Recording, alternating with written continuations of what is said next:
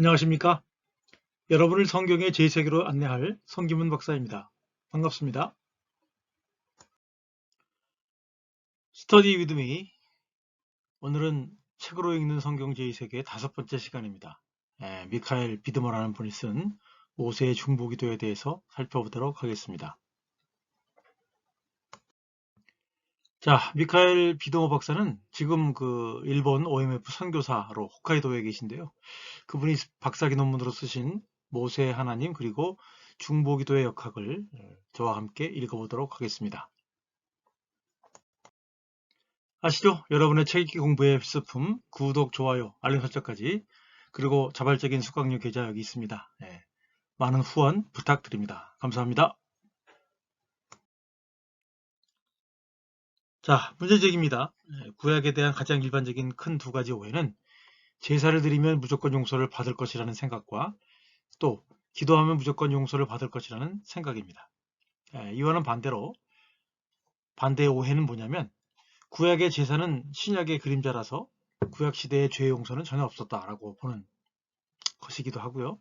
또 하나는 다른 사람의 죄를 위한 기도는 공로주의 혹은 개인주의에 위배되는 것이기 때문에 금지되어야 된다라고 하는 생각인데요. 그런 일환으로 제가 지금 구약 제사나 구약 중보기도나 또 하나님의 은혜에 대해서 살펴보고 있습니다. 이런 것에 좀 관심을 가져주시면 좋겠습니다.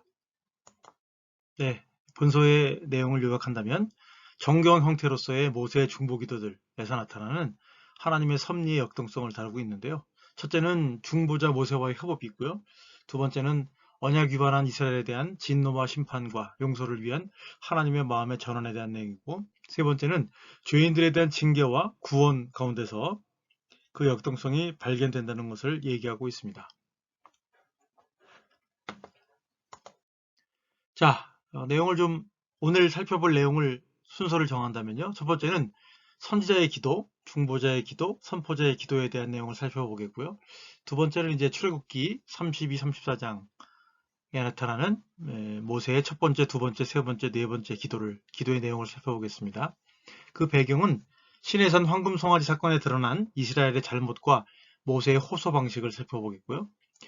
이제 살펴볼 내용의 이제 세 번째는 민수기 13, 14장에 나오는 가데스 반역 사건에서 드러난 이스라엘의 잘못과 모세의 호소 방식을 살펴보도록 하겠습니다. 자, 모세의 언약 중보직과 중보기도의 특징을 먼저 살펴봐야 되겠는데요. 이스라엘의 우상숭배와 반역으로 인해서 국가적인 어떤 민족적인 존망의 위기에 처해 있는데, 거기에 유일한 대표자로서 모세가 하나님을 대신해서 이스라엘 백성에게 진노와 심판의 말씀을 전하고 또 하나님께 이스라엘을 대신해서 그들의 생존과 행복을 아르는 그런 역할을 하는 것이라고 할 수 있겠습니다. 모세의 중보기도적 특징들을 살펴보면요. 예언자적 소명과 역할이 출애굽기 3장에서 6장에 나오고요. 하나님의 심판과 구원 활동에 관여하는 내용이 나오고요.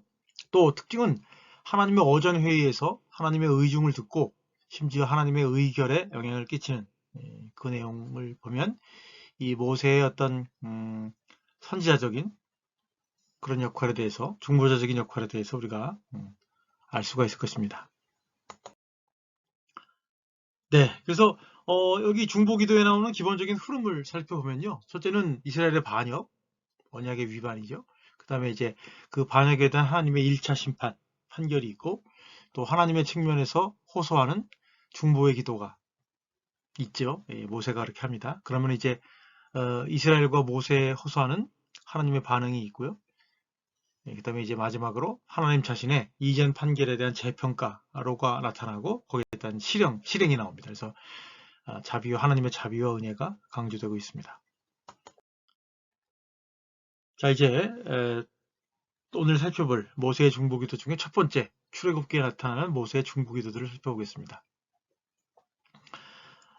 거기 내용을 보면 이제 각 기도의 역동성과 논리를 파악하겠고요. 또 네 기도 사이에 나타나는 문학적인, 개념적인 관계의 파악이 필요하고, 세 번째는 내러티브 문맥에서의 기도의 기능과 효과를 파악하는 것입니다. 또 네 번째로는 이제 이중적인 선지자 역할과 관련된 모세의 중보 역할의 긍정적인 평가를 또 살펴보도록 하겠습니다. 자, 시내산에서의 첫 번째 기도, 출애굽기 32장 11절 13절에 나오는데요. 이스라엘의 우상 숭배 행위로 인해서 하나님께서 모세에게 그들의 행위를 알리고 죄를 범한 세대를 멸절시킬 것을 알리십니다. 물론 이제 이러한 심판의 목적이 그 자체로 멸절을 목적으로 하는 것인지, 아니면 모세의 중보의 개입을 요청하는 것인지, 아니면 이스라엘의 회개를 목적으로 한 것인지에 대해서는 논란의 여지가 있습니다. 결국 모세의 중보를 통해서 하나님의 절대적인 심판과 그 계획이 철회되고 혹은 수정되는 것을 낳습니다. 자, 거기에 따른 이제 모세의 전략을 살펴보면요. 모세는 이제 이스라엘 백성에 대한 구원이 목적입니다. 다시 말하면 이제 이스라엘 백성이 출애굽한 후에 약속의 땅에까지 들어갈 수 있도록 하는 것이 이제 목적이라고 하는 거죠.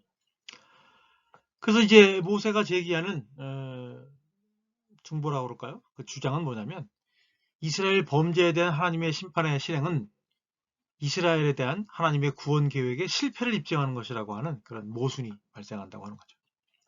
또 모세의 중보기도의 의도는 이스라엘 백성의 범죄를 부인하거나 하나님의 심판을 중단시키려는 것이 아니라, 하나님이 원래 의도가 무엇이었고 하나님이 그 원래 의도에 충실해야 될 필요성이 있다는 것을 말해준다고 하는 것이죠. 하나님의 원래 의도는 이제 이스라엘을 구원하고 그 언약을 유지하고 약속의 땅으로 들어가게 하시는 것, 그 세 가지였기 때문에, 이게 참 이 모세의 중보기도를 읽다 보면 그 어떤 이스라엘 백성의 어떤 배반, 그죠? 또 모세의 어떤 곤궁, 그리고 하나님의 어떤 분노, 그것을 다 우리가 이해할 수 있을 거라고 생각이 듭니다. 그래서 이제 첫 번째 모세의 중보기도에 대한 반응은 14절에 나오죠. 여호와께서 뜻을 돌이키사 말씀하신 화를 그 백성에게 내리지 아니하시니라. 여기에는 이제 무조건적인 용서와 무제한적인 용서의 개념은 존재하고 있지 않죠. 그래서 한편으로 보면 중보기도를 보면 이제 하나님이 용서한다고 하시지만 또 심판이 여러 개가 나타난다는 측면에서 자세히 한번 더 살펴볼 필요가 있겠습니다. 자, 시내산에서 둘째 기도입니다. 출애굽기 32장 30절 34절에 나옵니다. 여기에서는 이제 모세가 더 심각한 어떤 태도를 취하죠. 그래서 모세가 아주 심각한 어떤 의사를, 결의를 드러냅니다. 죄인들과 함께 생명의 책에서 삭제되겠다. 이제 하나님이 이스라엘 백성을 다 죽여 없애고 모세를 통해서 이제 새로운 민족을 삼겠다라고 하는 것은 이제 제한하는, 그 거부하는 측면에서 나타나는 것이 죄인들과 함께 생명의 책에서 삭제되겠다. 이것은 이제 모세가 죄인들을 위한 또 속죄 혹은 뭐 속전으로서 등장하는 것은 아니라고 하는 점이죠. 그래서 앞서 제가 말씀드린 것처럼 모세는 하나님이 이스라엘 대신해서 모세의 후손으로 새로운 언약 백성이 될 수 있다고 하는 제안을 거절하는 것입니다. 거기에 따른 이제 두 번째 중보기도의 응답은 뭐냐면 33절에 누구든지 내게 범죄하면 내가 내 책에서 그를 지워버리리라 라고 말씀하셨기 때문에, 과연 이 모세의 기도가 성공한 기도냐 실패한 기도냐에 대한 논란이 있는데요. 이거에 대해서 이제 그 저자는 뭐라고 말하느냐, 이러한 성공이냐 실패냐의 그 양극단적인 평가는 이 전체적인 문맥을 잘못 고려한 것이다라고 얘기를 하면서, 1번 기도는 은혜와 자비가 포함된 심판이라는 점을 얘기해주고 있고, 1번, 2번이 마지막 중보기도에서 등장하는 하나님의 자비와 은혜, 그리고 죄인을 심판 없이 내버려 두지 않는다는 점에서 논리적인 상호 연결을 고려해야 한다라고 하는 것이죠. 그러니까 1번 모세의 중보기도는 하나님의 용서가 나오지만 2번 중보기도에서는 심판에 대한 얘기가 나온단 말이죠. 그런 면에서 어떤 사람은 1번 하나님의 용서가 나오는 중보기도는 성공했지만 하나님의 심판이 나오는 모세의 두 번째 중보기도는 실패했다고 얘기하는데, 사실은 모세의 중보기도의 전체적인 측면을 본다면 실패라고 말하기는 어렵다고 하는 것이죠. 그래서 그런 면에서 각각의 중보기도가 갖고 있는 특징, 그리고 전체적인 연관성, 그 다음에 결론적으로는 말씀드린 것처럼 하나님의 자비와 은혜가 드러나는 동시에 또 죄인을 심판 없이 내버려두지 않는다는, 어찌 보면 우리가 볼 때는 약간 모순된다고 느껴지는 그런 내용으로 이야기가 전개된다고 하는 것을 우리가 깨닫게 한다는 점에서 모세의 중보기도 두 번째 중보기도는 실패다, 잘못이다 라고 말하기는 어렵다고 하는 점이죠. 자, 세 번째는 이제 시내산에서의 모세의 세 번째 중보기도입니다. 출애굽기 33장 12절에서부터 23절에 나옵니다. 여기 내용은 그거예요. 거룩하신 하나님이 어째서 범죄한 백성과 함께 하실 수 있는가 라는 점이죠.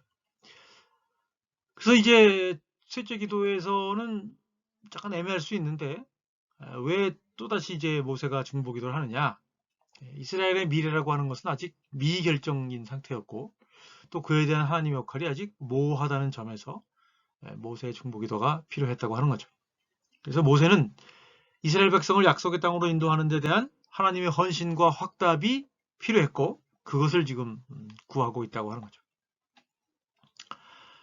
또한 이제 모세 하나님과의 친밀한 관계가 여러 가지 대화를 통해서 또한 여기서 증거되고 있다고 하는 거죠. 그러니까 앞서 두 번의 중보기도에는 거의 단답형으로 하나님이 응답하시는데 이 시내산에서의 셋째 기도의 특징은 모세와 하나님이 계속해서 여러 가지 대화를 행하신다고 하는 거죠. 그것 자체가 이제 모세 하나님과의 친밀한 관계를 의미하기도 하고 또 여기서 또 어떤 하나님을 설득하는 모세가 하나님을 설득하는 그런 내용들이 나타난다고 할 수가 있겠습니다. 그래서 결국 하나님이 현존하는 거, 그 다음에 이제 이스라엘의 범죄로 인해서 깨어졌던 하나님과 이스라엘과의 언약 관계가 회복되는 것이 약속되고 있고요. 또 그것에 대한 증거가 하나님의 영광이 등장하는 것이고 또 모세의 얼굴에 있는 영광이 비춰지는 것, 그것이 바로 이제 모세의 중보에 그리고 또 거기에 대한 하나님의 약속의 증거다라고 나타난다고 하는 거죠. 자, 이제 출애굽기에 나타나는 이제 모세의 네 번째 마지막 중보기도가 나오는데요. 출애굽기 34장 9절에 나옵니다. 여기에서는 이제 하나님의 성품에 대한 언급이 나오고요. 하나님은 심판하시면서 또 용서하시는 분이라고 하는 거고요. 또 심판은 일시적이며 구원은 영원하다.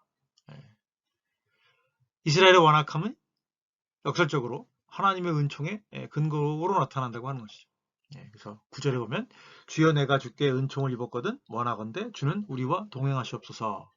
이는 목이 뻣뻣한 백성이니라. 우리의 악과 죄를 용서하시고 우리를 주의 기업으로 삼으소서.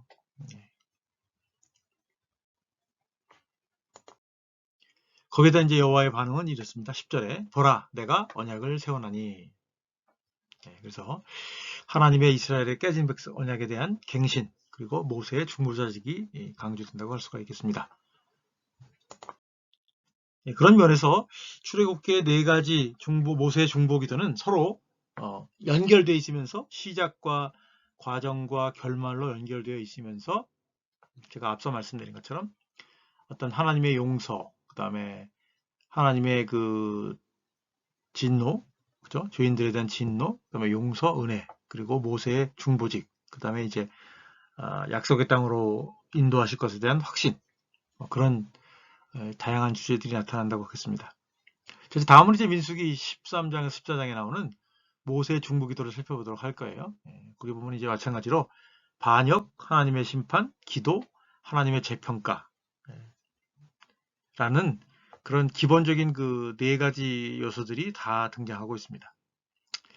앞서 말씀드린 것처럼 그 출애굽기에 나오는 그 모세의 중보기도 네 가지가 서로 연결되어 있다고 하듯이 민수기에 나와 있는 모세의 중보기도도 연결이 되어 있어요. 그래서 하나님 송아지 사건, 황금 송아지 사건과 정탐꾼 사건의 유사성이라고 하는 거죠. 그래서 개념과 표현상의 병행들이 수많이 등장하고 있는데 특별히 이제 이것이 약속의 땅에 들어가는 것과 관련이 있습니다. 그리고 또 우리가 조금 전에 말씀드렸지만 하나님의 이름을 통한 하나님의 자기 계시, 또 하나님의 심판에 대한 하나님의 성품, 또 그와 관련된 모세의 기도라고 하는 중요한 요소들이 출애굽기와 민수기에 나오는 모세의 중보기도와 그 하나님의 반응에서 겹치고 있다라고 하는 점이죠. 자, 가데스에서의 이제 중보기도를 살펴보면 출애굽기의 중보기도에서처럼 하나님의 구원의 능력과 용서하시는 하나님의 성품에 의존하여 모세가 하나님의 용서를 구하는 중보기도로 나타난다. 그래서 원래 하나님의 의도가 모세를 통하여 수정되며 하나님의 자비로움이 강조되어 드러난다라고 하는 거가 되겠죠. 그래서 20절에 보면 여호와의 반응이 내가 내 말대로 이스라엘을 용서하노라. 모세의 중보기도의 특징은 모세는 단순한 형태로 이스라엘의 죄책과 죄의 제거라는 측면에서의 용서가 아니라 하나님의 언약적 충성, 자비가 유지될 수 있게 해달라고 기도하는 것이라고 하는 거죠. 궁극적으로 그렇단 말이에요.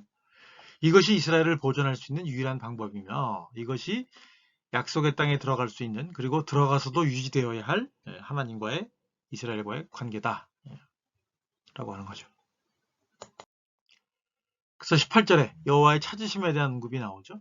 이거는 이제 출애굽기에서 반복되는 하나님의 성품과 용서에 대한 해설, 또 다른 해설이기도 하다는 거죠. 그래서 18절에 보면 여호와는 노하기를 더디하시고 인자가 많아 죄악과 허물을 사하시나니 형벌받을 자는 결단코 사하지 아니하시고 아버지의 죄악을 자식에게 갚아 3, 4대까지 찾게 하시리라 하셨나이다 라고 하는 거죠. 하나님의 심판과 용서와의 관계 회복을 말하는데요. 그래서 우리가 이제 이거를 읽다 보면 항상 헷갈려. 하나님이 용서를 하시겠다는 얘기야, 안 하겠다는 얘기냐? 뭐 그렇게 얘기를 하는데, 하나님의 어떤 심판 혹은 용서는 세 단계가 있다고 하는 거죠. 첫 번째는 주동자들에 대한 하나님의 심판입니다. 1차적이고 즉각적인 심판이 나오고, 동조자들에 대한 심판이 있는데, 이 3, 4대에 이르는 당사자들이 약속의 땅에 들어가지 못하고 자연적으로 죽게 되죠. 점진적인 심판 혹은 자연사를 통해서 동조자들에 대한 심판이 나오고요. 그 다음에 이제 세 번째로는 무관한 자들에 대한 하나님의 자비와 은혜라고 하는 거죠. 그래서 주동자들과 동조자들이 이 광야 땅에서 죽었지만 그 이후에 태어난 사람들의 경우에는 죽지 않고 살아서 약속의 땅에 들어간다. 심판의 취소 혹은 심판의 연기, 뭐 그렇게 이해할 수가 있겠습니다. 그래서 좀 전에 읽었던 하나님의 은혜는 수천 대에 이르지만 하나님은 그 3, 4대까지 그 죄의 책임을 물 것이다 라고 하는 말이 그런, 앞서 지금 말씀드린 것처럼 분석적으로 살펴보면 이해가 되는데 그냥 보면 잘 이해할 수 없는 말씀이라고 할 수가 있겠습니다. 자, 그리고 이제 뭐 앞서도 말씀드렸지만 이 모세의 중보기도의 특징은 모세라고 하는 선지자의 중재라는 특징이 있고요. 또 하나는 하나님의 거룩한 가변성이라고 하는 것이 있는 거죠. 그래서 우리가 신학적으로, 조직신학적으로 볼 때는 하나님의 어떤 불변성, 그죠? 하나님의 계획과 성품과 어떤 그런 불변성을 많이 얘기하는데, 성경에 보면 이제 하나님의 회개 혹은 하나님의 생각의 철회가 등장을 한다는 거예요. 그래서 그것을 우리가 어떻게 봐야 되느냐? 이것을 신학적인 모순으로 보기보다는 하나님의 거룩한 역동성으로 혹은 긴장감으로 이해를 해야 한다라고 합니다. 그래서 이러한 사건들은 심각한 인간의 범죄 및 하나님의 가변성의 위협이라고 하는 문맥에서 등장한다라고 하는 거죠. 그래서 하나님의 원래 절대적인 심판의 의지와 후속적인 자비와 용서 사이에서의 원 의도의 변경은 두 가지를 훼손하지 않는다는 점에서 역동적이다. 오히려 이러한 사건은 하나님의 용서와 자비가 더 위대한 것을 드러내고 있다고 하는 것이죠. 그래서 이제 하나님의 어전 회의에서의 선지자 역할을 우리가 마지막으로 이제 결론적으로 말씀드려야 될 필요가 있다는 거죠.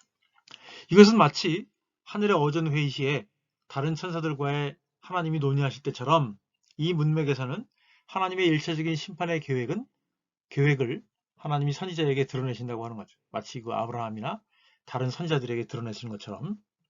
그래서 그 선지자는 하나님의 계획에 대한 중대한 조언을 할 수 있도록 허락되었다라고 하는 것이고요. 그의 조언을 듣고 하나님은 최종적인 판결을 내리고 징벌 혹은 은혜를 시행하시는 것이라고 하는 거죠. 그런 면에서 어떤 그 모세의 중보기도의 맥락은 앞서 제가 말씀드린 것처럼 하늘의 어전회의의 상황과 많은 부분에서 비슷하다라고 하는 것이고요. 그리고 또 모세가 이 하나님께 중보할 때 사용했던 것처럼 하나님의 성품 그리고 하나님의 원래 의도라고 하는 것이 이제 제일 우선적인 거고, 또 하나님의 심판 계획과 하나님의 은혜 계획이 결국 이제 그 모세의 중보기도나 하나님의 응답을 통해서 보면 그 어떤 것도 훼손되거나 모순되게 나타나고 있지는 않다라고 하는 점입니다.